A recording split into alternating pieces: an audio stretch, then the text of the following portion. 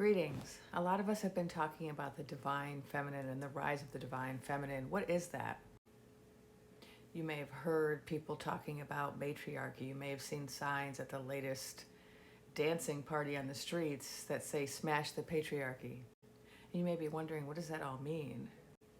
Let me explain. Patriarchy is a certain way of organizing society. And in a patriarchal structure, things are organized in a hierarchical way with leaders at the top and people at the bottom.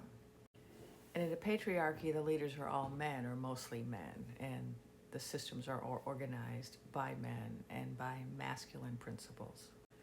In a matriarchy, instead of having a triangular structure, you have a circular structure, and in a circular structure, there is more equality. In a matriarchy, governments are structured and run by councils rather than individual leaders. Lots of indigenous communities around the world either used to have matriarchal governmental systems or still do today. Whenever people look at these systems of government, what they find is that in a matriarchal society, there is far more equality. It's not about replacing patriarchal leaders with replacing men with women. That's not how a matriarchy works. In a matriarchy, there are councils, there are groups that run things, there's consensus, people discuss things. Feminine principles of organization are emphasized over masculine ones. In a matriarchy, there's more respect for all the genders. There's more concern for children. There's more concern for peace and harmony and less concern for war. So when we talk about the rise of the divine feminine, what we're talking about is the feminine element. We're not talking just about women. We're talking about that aspect of ourselves which is feminine. We all have masculine and feminine aspects to ourselves. And right now we live in a society where the masculine element is dominant, but it's not just that it's dominant, but it's also distorted. For the divine masculine does not seek to control others, but the toxic masculine does. And masculine becomes toxic when it seeks to lead in the absence of the feminine. And this absence of the feminine isn't just the absence of women in positions of power, but it's also the absence of feminine men or of people who are non-binary or who are transgender or who have more of a feminine presentation regardless of what sex they're born with. So why is this important? Why does it matter that we have this rising of the divine feminine right now? It's because it gives us a way out. It gives us a way forward. It gives us hope that we could possibly rebuild our society in a way that really serves and benefits everyone. When you have a society that's structured on competition and hierarchy and ego, there really isn't space for equality. There really isn't space for taking care of people who need taken care of. In a survival of the fittest type society, there's no nurturing for the poor, for the disabled, for the elderly. In a toxic patriarchal society, we let people lose their benefits. We let people who've served our country go without. We let the elderly go hungry. We let children go to school and not be able to eat lunch. In a toxic masculine society, we punish women for being women. But we don't have to worry because it's all changing, because there's a rise of the divine feminine happening. It's changing our spirituality, it's changing the way we think, it's changing the way we relate to one another, and it's also changing the structure of our society. The evidence for the rise of the divine feminine is all of these women who woke up on November 6th at 3 and 4 in the morning. The evidence is in all of the intuitive and healer women who've been speaking out and sharing their dreams and developing their gifts. The evidence is in all of the people, whether they're men or gays or theys, who are also now dreaming people and now sharing their dreams.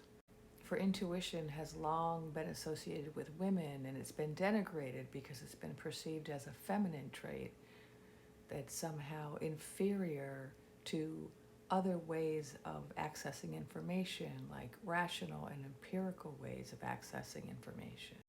But we're seeing such an incredible rise in intuition, in psychic gifts, in recognition that young people are being born with the gift of telepathy. We have the nonverbal autistics who are telepathic, which we've learned about from the telepathy tapes. We have just so many more people becoming healers and going to healers. And we had this entire realm rally around a Black Asian woman to be the leader, something that has never happened before. And we're seeing this down south with the president in Mexico. We're seeing this up north with some of the female leaders there. We're seeing it around the globe, the rise of women. We saw it on April 5th, where the majority of those people who were out there dancing and singing in the streets were women. Many of them older women, wise women. And the reason we're seeing a lot of bad behavior right now, a lot of targeting of women and trans folk and people of color, is because it's the last gasp of a dying patriarchy. Because here's the thing. When somebody is inferior to you, you don't have to legislate their inferiority. You don't have to hold them down or hold them back. If they're inferior, they're just never going to catch up. But women have never been inferior. And men know this. The feminine gaze, the theys, have never been inferior. And they know this. People who are psychics, intuitives, medicine people, witches, we've never been crazy. And they know this. Indigenous people who listen to the earth and talk to animals, believe in spirit, we're never primitive. And they know this. Black people who have always been able to communicate with spirit, who have a type of kinship that's almost telepathic, have never been inferior. And they know this. We are creating something new. We are bringing a new world into being. We are birthing a new structure for society, one where all people will be respected, treated equally, treated with loving kindness. And it's not easy to build something new, because to build something new, you have to be willing to destroy what's old. It's hard sometimes to watch things crumble before our eyes, but we have to just keep remembering, we just have to keep visualizing, we just have to keep seeing that vision of that which we are creating, which will be far superior to that which is being destroyed. So what is matriarchy?